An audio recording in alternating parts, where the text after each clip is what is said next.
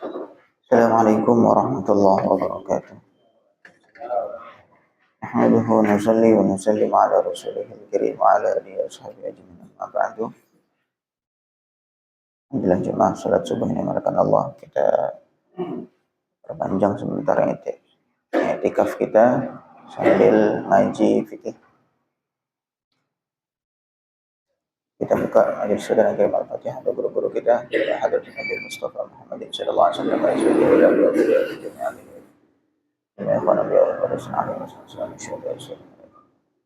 Syekh Razan wala Syekh Zainuddin Al-Malibari ila Ibn Abdul Mughni Al-Fatihah. A'udzu billahi minasy syaithanir rajim. Bismillahirrahmanirrahim. Alhamdulillahirabbil alamin arrahmanir rahim. إياك نعبد وإياك نستعين اهدنا الصراط المستقيم صراط الذين أنعمت عليهم غير المغضوب عليهم ولا الضالين. بسم الله الرحمن الرحيم. Terakhir kemarin kita membahas tentang hal-hal yang diharamkan sebab hadas kecil. Sekarang masuk ke bab hadas besar, babul ghusli, bab mandi. Huwa al-ghuslu lughatan secara bahasa artinya sayalanul ma ala syai', mengalirnya air pada sesuatu. Ya, pokoknya air mengalir itu namanya ghusl kalau di dalam bahasa Arab. Wa syar'an, kemudian secara syariat yang dimaksud mandi kalau istilah fikih itu bagaimana? Sayalanuhu ala jami'il badan bin niyati, yaitu mengalirnya air pada seluruh badan dengan niat tertentu. Wal ashhar, kemudian yang paling masyhur, yang lebih terkenal fi kalamil fuqaha, pada bahasanya orang-orang fikih, dhammu ghainihi adalah di dhammah ghainnya. Ghusl boleh ghusl, boleh ghusl. Walakinnal afsah, tetapi yang lebih fasih fathuha adalah di fathah ghainnya, ghusl. Boleh ghusl, boleh ghusl. Cuman secara kalau kita lihat kefasihan bicara, mudah mengatakan ghusl. Kemudian kalau yang terkenal penggunaannya di dalam kalangan orang-orang ahli fikih yaitu ghusl di dhammah. Wala yajibul ghuslu fauran, tidak wajib mandi itu secara faur, secara seketika.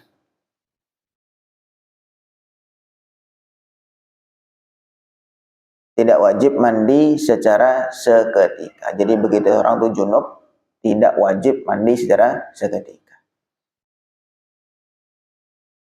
Na'am law dhaqa waqtu shalah aqibal janabah. Kalau memang, kecuali kalau waktu sholat itu mepet setelah junub, setelah hadas besar, kemudian waktu sholat itu mepet, wajib fauran, wajib faur, wajib seketika. Jadi wajibnya mandi secara seketika itu kalau memang berkaitan dengan waktu sholat. Kalau memang waktu sholatnya masih lama, tidak wajib mandi langsung. Begitu juga misal contoh tidur terus mimpi basah gitu. Kemudian bangun-bangun, tidak wajib langsung bangun terus mandi, enggak. Mungkin lanjut tidur dulu atau bagaimana, kalau memang tidak mepet waktu sholat. Tapi kalau memang waktu sholat mepet, ya wajib segera. Terutama apalagi kalau waktu sholat sudah mau habis. Waktu sholat sudah mau habis, ya segera. Karena nanti berkaitan dengan tertinggal waktu sholat atau terlewat waktu sholat. Faslun fima yujibul ghuslah. Pasal tentang apa-apa yang mewajibkan mandi. Apa aja yang mewajibkan mandi? Nah, kalau kemarin sesuatu yang menghilangkan wudu itu namanya hadas kecil. Nah, sekarang kita bicara hadas besar. Hadas besar atau hal-hal yang mewajibkan mandi. Hal yang mewajibkan mandi. Walladzi yujibul ghuslah, sesuatu yang mewajibkan mandi, khamsatu asya'a, ada 5 perkara. Ithnatani tashtariku fihima ar-rijal wan nisa, yang 2 itu dialami oleh laki-laki dan perempuan. Wa thalathatun takhtassu bihan nisa, dan yang 3 adalah khusus untuk para wanita.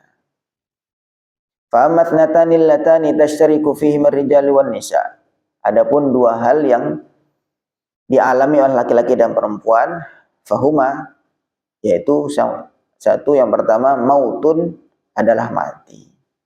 Mati dialami laki-laki perempuan semua mati. Li muslimin, bagi orang muslim, ghairi syahidin, selain orang mati syahid. Selain orang mati syahid. Orang mati itu wajib dimandikan. Jadi hal yang mewajibkan mandi diantaranya 1 mati, dan ini dialami oleh laki-laki dan perempuan. Ada pengecualian, kecuali orang yang mati syahid. Mati syahid justru tidak boleh dimandikan. Tidak boleh dimandikan. Maksudnya syahid ini syahid dalam peperangan. Syahid dalam peperangan, maka dia dibiarkan itu saja. Dia cukup dikafani, kemudian langsung dikuburkan. Biar dia berlumur dengan darah-darahnya. Karena nanti darahnya itu menjadi saksi di akhirat. Ini syahid dunia dan akhirat. Ada syahid akhirat. Syahid itu ada 3 macam. Yang pertama syahid dunia akhirat. Maksudnya syahid dunia akhirat itu adalah ketika di dunia perlakuannya untuk orang seperti ini itu diperlakukan orang syahid. Maksudnya dia tidak boleh dimandikan. Nggak boleh dimandikan. Dan juga nggak disolatkan orang syahid itu. Dia hanya dikafani, kemudian dikubur saja. Yaitu orang yang wafat dalam peperangan, dalam membela agama atau membela negara. Itu syahid. Kemudian dia maksudnya di dunia diperlakukan orang mati syahid, dan di akhirat nanti terhitung orang mati syahid juga. Maksudnya dia mendapatkan keutamaan orang mati syahid. Dan dia banyak keutamaan orang mati syahid dalam hadis, kemudian dalam Al-Qur'an, wala taqulu liman yuqtalu fi sabilillahi amwat bal ahya walakin la tash'urun.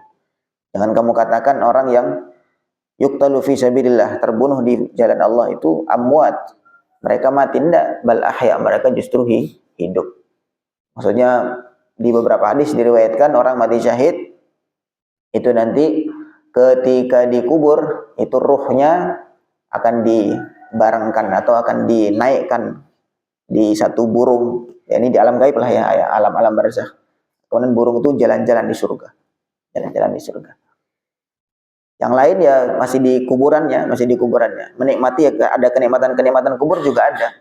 Nah, tapi orang mati syahid itu dia punya keutamaan VIP lah. Nah, orang yang mendapatkan jalan-jalan di surga.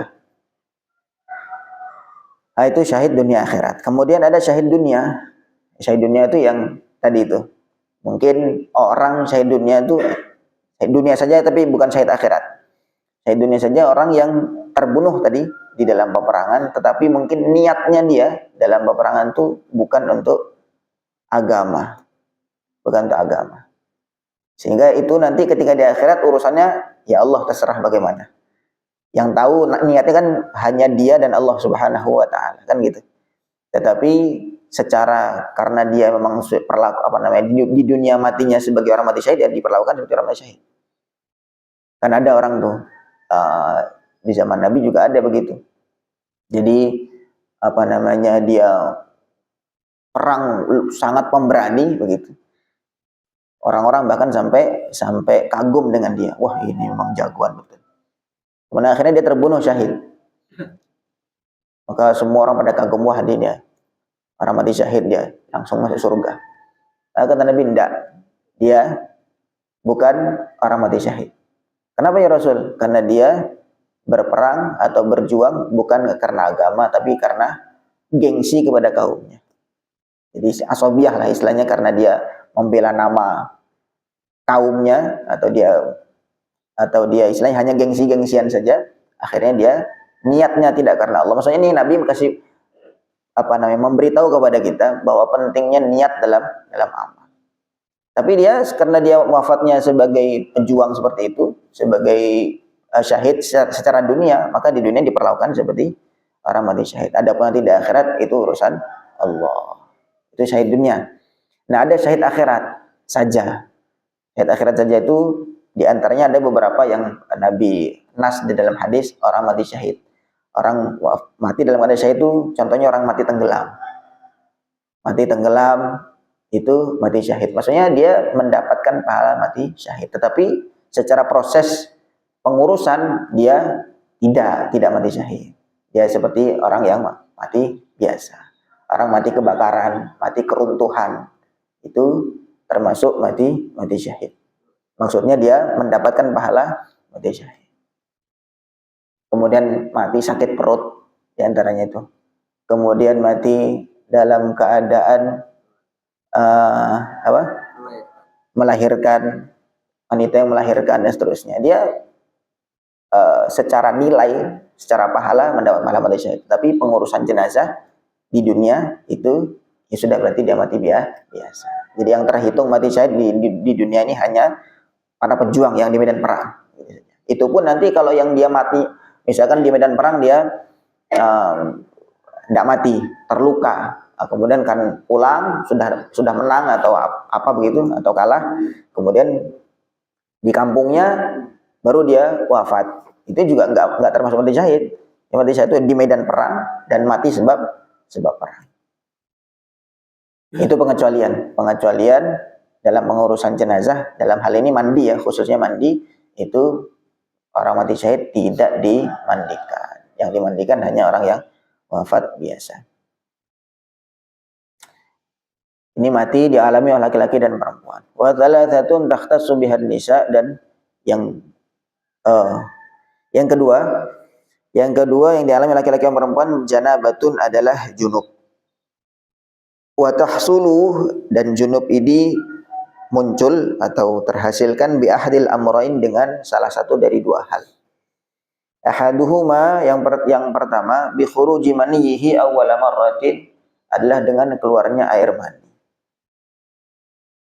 Sawa'un kana fi yaqadhatin aw naumin, baik keluarnya dalam kondisi tidur ataupun sadar.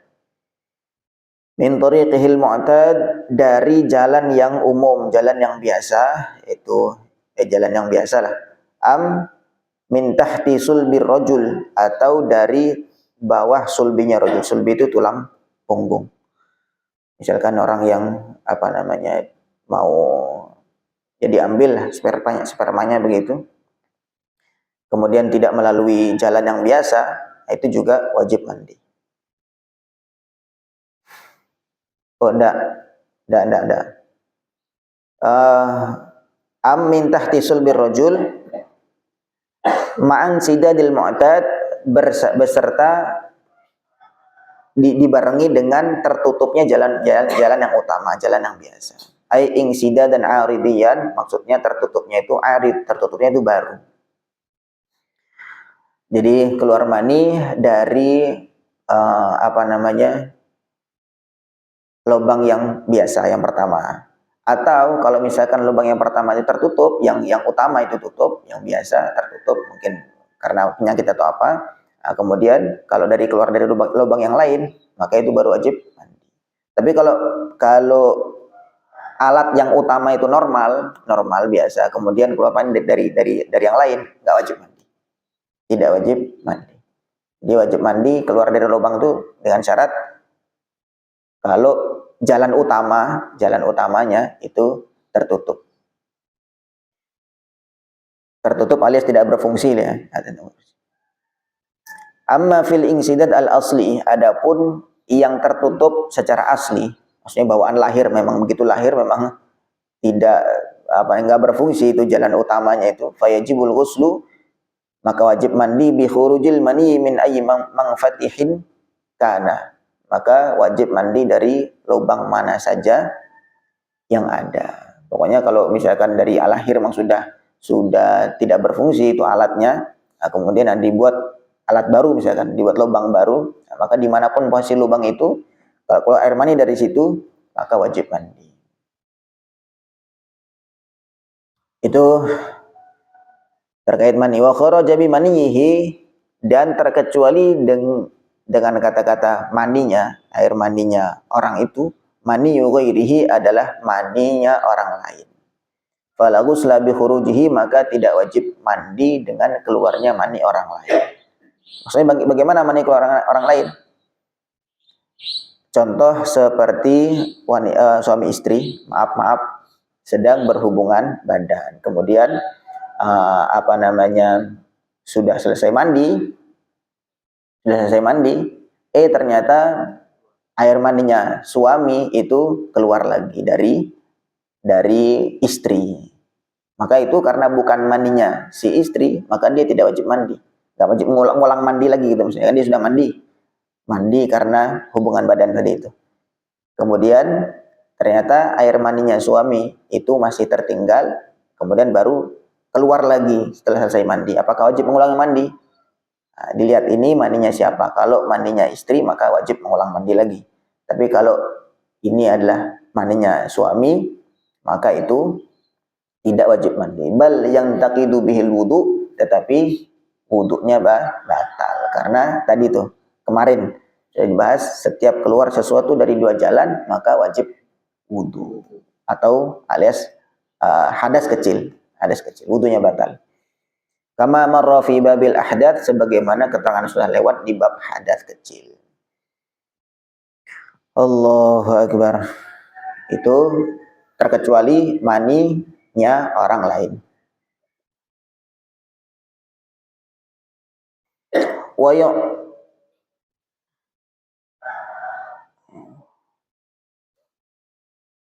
Kemudian wathanihima, kemudian yang kedua tadi junub itu terhasilkan atau dia muncul dengan dua jalan. Yang pertama dengan sebab keluarnya air mani. Kemudian yang kedua bidukhuli hasyafatin, dengan masuknya hasyafah. Hasyafah itu bagian ujungnya, bagian ujungnya dakar, ujungnya kemaluan laki-laki, masuknya itu namanya hasyafah. Au qadriha, atau seukurannya, min faqidiha, bagi orang yang tidak memiliki hasyafah atau kepalanya dakar, misalkan kepalanya terputus atau bagaimana begitu, kemudian sudah masuk seukuran itu, farjan, di dalam sebuah farji, ubulan kana au duburon, baik lewat jalan depan ataupun jalan belakang, maka itu wajib mandi. Masuknya hasyafah itu ya tadi itu, kepalanya zakar di farji. Farji itu namanya, farji itu artinya lobang. Ya, tidak mesti jalan depan, ya pokoknya jalan depan, jalan belakang, itu namanya farji. Kubulan kana uduburon, itu wajib mandi. Wala farqa fi wujubil ghusli bidzalika baina kunil hasyafah awil farji li adamin aw li bahimah. Tidak ada perbedaan dalam wajibnya mandi antara adanya hasyafah itu atau farji itu. Jadi kan ada hasyafahnya, ada lubangnya. Mau dua-duanya manusia atau salah satunya hewan, itu wajib mandi. Jadi misalnya ada orang yang ngumpuli hewan, begitu masuk seukuran hasyafahnya, dia sudah wajib mandi. Li adamin, milik anak Adam, milik manusia, au li bahimatin, atau hewan, au mayyitin, atau orang mati. Jangan ada orang, naudzubillah, ngumpuli orang yang sudah mati, maka tetap wajib mandi. Allahu akbar.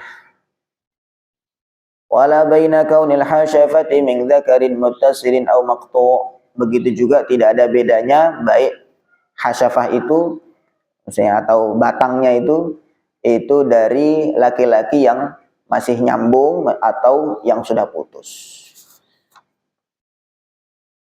Lakin la ghusla 'alal bahimati, tetapi yang wajib mandi itu ya manusianya. Misalkan ada orang ngumpuli binatang, ngumpuli kambing atau apa begitu, kemudian yang wajib mandi ya manusianya, karena hewannya tidak mukallaf. Wala 'alal mayyiti, dan juga tidak wajib mandi atas mayit, li adami taklifihima, karena dua-duanya tidak mukallaf. mayit sudah dimandikan, oh ternyata kelihatan menarik, nggak tahu bagi mungkin sebagian orang, kemudian terus dikumpuli. Nah, kemudian maka wajib mandi yang hidup. Kalau mayitnya tidak diulangi lagi mandinya. Wala ala sahibi dzakaril maqtu'. Begitu juga misalkan laki-laki tadi yang punya dzakar terputus, kemudian dzakarnya dimasukkan ke dalam farji, entah kepada hewan ataupun manusia, maka enggak, yang misalkan dimasukkan kepada manusia, maka manusia yang dimasukkan dzakar yang terputus tadi itu wajib mandi. Tapi yang punya dzakar yang putus, yang ada putus, maka tidak wajib mandi. Wallahu a'lam, itu yang dialami oleh laki-laki dan perempuan. Wa amma thalathatu allati takhtassu bihan nisa. Adapun 3 hal yang khusus dialami oleh wanita, bahwa yang pertama haidun adalah haid. Wa huwa damun yakhruju, yaitu darah yang keluar min aqsa rahimil mar'ati, dari ujung rahimnya wanita, alladzi fi dakhili farjiha, yang ada di dalam farjinya. Ala sabili sihati, karena memang siklus sehatnya memang, bukan karena sakit. Fi awqatin makhsusatin, pada waktu-waktu yang khusus yang tertentu. Wa sayati bayanu masail haid, insyaallah nanti akan datang penjelasan haid insyaallah. Kemudian yang kedua, nifasun adalah nifas. Li'annahu, karena nifas itu damu haidin adalah haid mujtami'un, yang terkumpul, yakhruju, yang keluar, ba'da faragir rahimi, setelah kosongnya rahim dari bayi. Nifas itu kan setelah melahirkan, dan selama melahirkan itu wanita umumnya itu tidak haid, umumnya tidak haid. Walaupun ada, sangat jarang sekali orang yang wanita yang ketika hamil masih haid. Maka darah haid itu terkumpul, nah setelah kosongnya rahim baru dia keluar, itu namanya darah nifas. Kemudian yang ketiga, wiladatun, melahirkan. Walau bila balalin, walaupun melahirkannya itu enggak ada basah-basah. Walau bi'il qa'inahwi alaqatin au mudghatin, walaupun misalkan kuret yang dikeluarkan itu cuman keguguran, kemudian dikeluarkan cuman segumpal darah atau segumpal daging, itu masuk dalam kategori wiladah.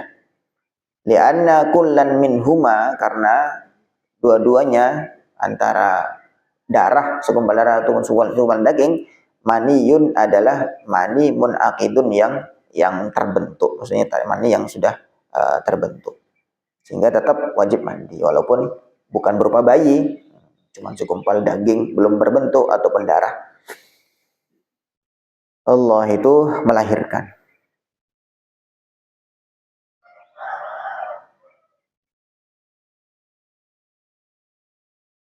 Wa yashtaratu fi sihhatil ghusli bi hadhihi thalathah. Kemudian disyaratkan dalam sahnya mandi dengan sebab 3 tadi, haid, kemudian nifas, kemudian melahirkan, ada al-inqita'u, selesai. Maksudnya selesai dari haid. Kalau masih tengah-tengah haid, baru 2 hari, 3 hari. Maksudnya ketika darah masih keluar, ya tidak ada gunanya. Tidak sah mandinya. Begitu ya nifas dan juga melahirkan. Jadi sahnya mandi kalau sebab 3 tadi ini adalah selesai dari haidnya, nifasnya ataupun melahirkannya. Fala yasihu qablahu, maka mandi tidak sah kalau sebelum selesai. Faidatun, ada sedikit faidah. Yusannul ghuslu, disunnahkan mandi, li huduril jum'ati, untuk menghadiri salat Jumat. Walil aidaini, dan untuk salat Id, 2 salat Id, Idul Adha, Idul Fitri, wal kusufaini, dan salat gerhana, wal istisqa, dan salat istisqa, salat minta hujan. Ya pokoknya ketika kita kumpul dengan orang banyak, Jumat, salat Id, kemudian salat istisqa, dan ini kan kumpul orang banyak, itu disunahkan mandi. Walikulli lailatin min Ramadan, dan disunahkan juga, maksudnya sunahkan, dianjurkan juga mandi setiap malam bulan Ramadan. Wa illam yurid hudurul jama'ati, walaupun tidak ingin hadir ke jamaah tarawih misalkan. Fi kullin mimma marrah, dzukira. Jadi walaupun tidak ingin hadir di jamaahnya.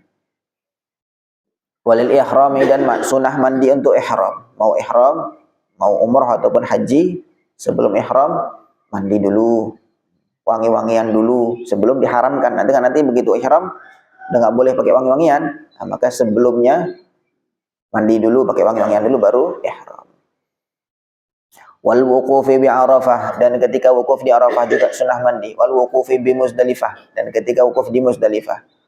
Wal ramyil jamarati thalath, dan untuk lempar jumrah yang 3 fi ayyamit tasyrik, pada hari-hari tasyrik. Walil i'tikafi, dan untuk i'tikaf. Wal adhani, dan untuk adzan, muadzin sunnah mandi. Wa dukhulil masjid, dan untuk masuk masjid. Karena masjid ini tempat yang mulia, tempat yang suci, sunnah mandi dan bebersih dan berwangi-wangian. Ini anjuran. Wa ba'dal hijamati wal fasdi, dan selepas bekam itu sunnah mandi. Wa inda taghayyuril jasad, dan ketika berubahnya aroma badan, ketika aroma badan sudah tidak nyaman, sunnah mandi. Wa inda kulli majma'in min majami'il khair, dan juga ketika kumpul di perkumpulan-perkumpulan kebaikan. Kama majalisil wa'dhi wa dzikri wa ta'limi wa ta'allum, seperti majelis-majelis nasihat, majelis zikir, dan majelis ta'lim. Wa li ghasilil mayyitil muslim, dan sunnah juga mandi bagi orang yang memandikan mayit. Orang habis mandikan mayit, sunnah mandi selepas itu. Walil majnuni wal mughma alaihi idza afaqa, dan bagi orang gila kalau dia sudah sadar. Begitu, misalnya orang yang gila yang kumat-kumatan begitu, ketika dia sadar sunnah mandi. Walil kafiri idza aslama, dan bagi orang kafir ketika dia masuk Islam. Bagi orang kafir ketika dia masuk Islam sunnah mandi. Nah, ini sunnah mandi, hukumnya sunnah itu kalau memang dia selama kafir belum sempat junub, belum sempat hadas besar. Tapi ketika kafir itu sudah sempat hadas besar, ya wajib. Misalkan dia sudah nikah, misalkan kan berarti sudah pernah hubungan badan, atau dia mungkin sudah dewasa begitu. Nah, kan ketika kafir dia tidak tahu bagaimana kewajiban mandi, tidak ngerti. Nah, kemudian begitu masuk Islam, kalau memang diyakini dia memang sudah pernah junub, hadas besar, maka wajib mandi. Tapi kalau tidak, maka sunnah mandi bagi orang kafir yang baru masuk Islam.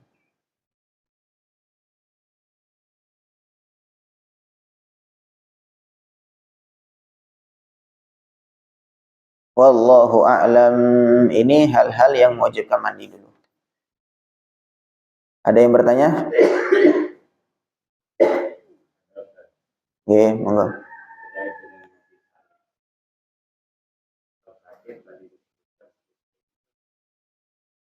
Ya. Yang lain.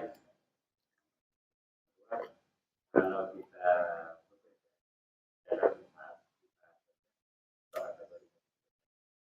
Baik.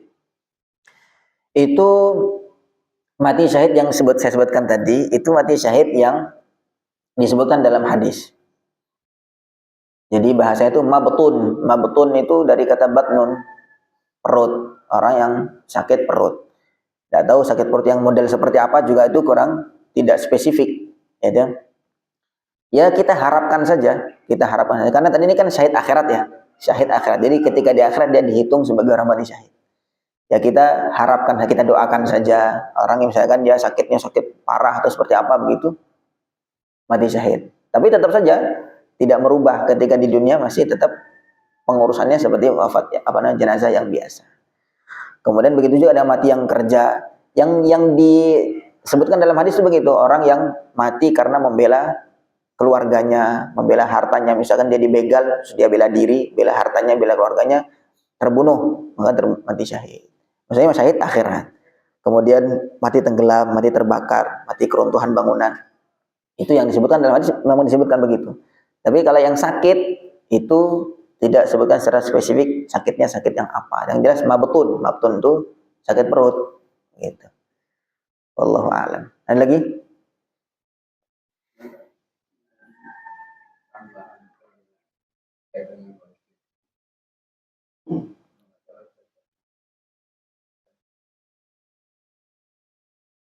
terkait dengan katanya ada jenis-jenis air itu, air yang Oh ya, mana yang wajib, mana yang termasuk najis. iya.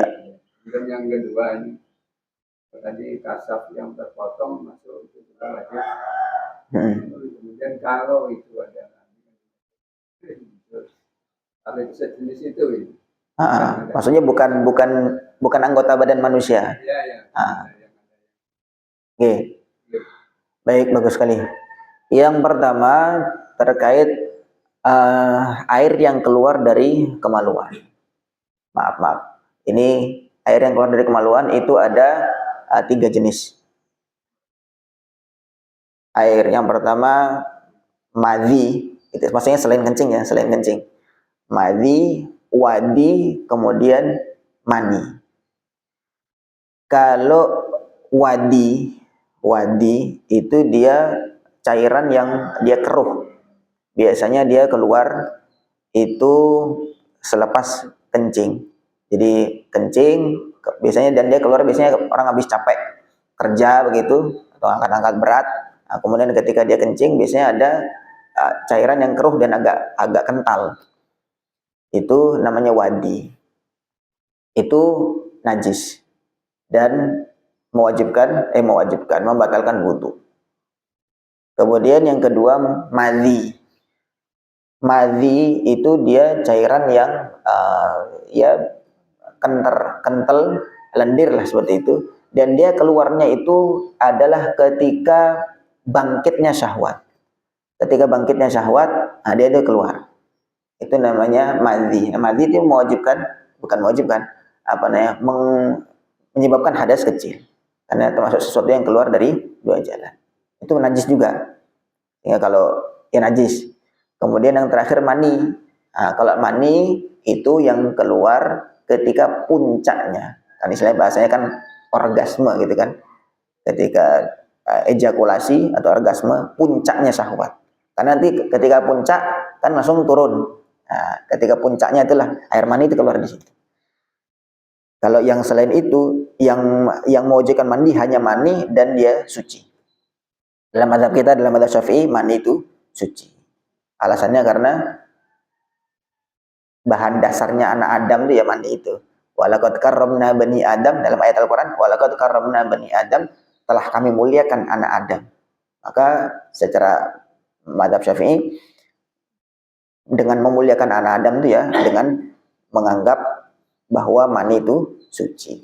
Dalam mazhab yang lain, mazhab Hanafi itu najis kalau mani itu. Jadi itu 3 macam air yang keluar dari kemaluan selain kencing. Kencing sudah normal lah ya. Nah, kemudian untuk tadi hasyafah yang terpotong atau zakar yang terpotong. Zakar yang terpotong ini disyaratkan milik manusia. Kalau misalnya tidak milik manusia, maka ya tetap wajib mandi. Kan tadi baik milik hewan ataupun manusia. Termasuk yang misalkan yang buatan itu juga mewajibkan mandi juga. Gitu.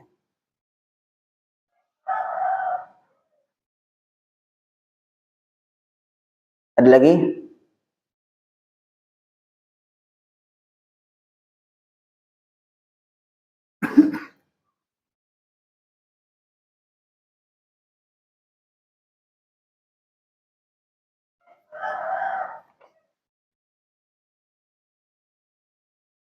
Sebentar ya.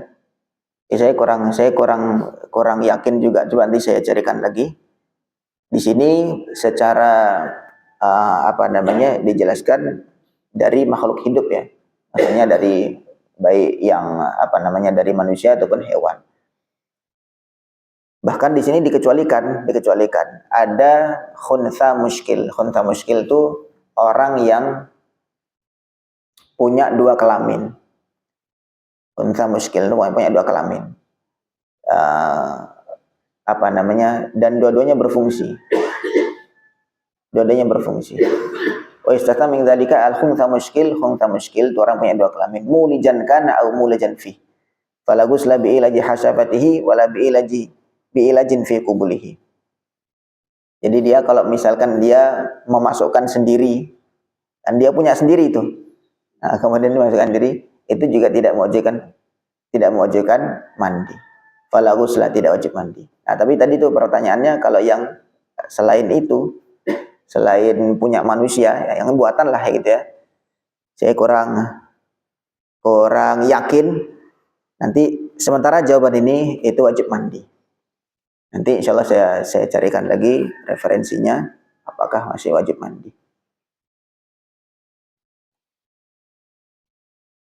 Ada yang lain pertanyaannya terkait hal-hal yang mewajibkan mandi? Cukup ya? Jadi Masya Allah, ini hal-hal yang penting ya kita alami dalam keseharian kita terkait halal haram, sah dan tidak, sah dan batal. Ini kita kaji terus menerus. Saya sendiri juga masih belajar terus. Masya Allah. Sebagian orang ada yang mengatakan sekarang sudah orang sedang negara maju, udah bikin nuklir segala macam, kok masih bicara hal haram. Justru ya, karena hal haram ini urusannya dengan Allah, urusannya dengan yang punya hidup, urusannya dengan punya dunia akhirat.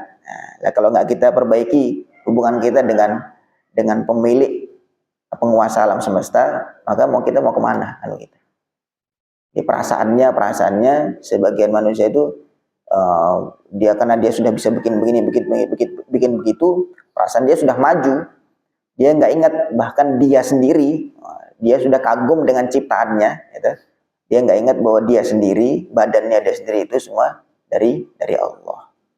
Yang mana nanti kalau misalkan kita tidak memperbaiki hubungan dengan Allah, ya sudah, kita mau lari kemana kan? Jadi tetap masih sangat penting untuk bicara fikih. Kita tidak memungkiri bicara yang lain, teknologi, sains, kedokteran dan sebagainya itu sangat penting juga. Itu penting di di bidangnya masing-masing. Nah, kemudian kita dalam hal ibadah ini penting sekali memperhatikan mana najis, mana suci, mana sah, mana tidak, mana yang wajib, mana yang haram. Ini hal-hal yang berkaitan dengan hubungan kita kepada Allah. Ya, demikian yang bisa kita mudzakarahkan, kita diskusikan. Ada yang kurang, saya mohon maaf. Kita akhiri, subhanallah bihamdihi, subhanakallahumma bihamdika, asyhadu an la ilaha illa anta, astaghfiruka wa atubu ilaik. Assalamualaikum warahmatullahi wabarakatuh.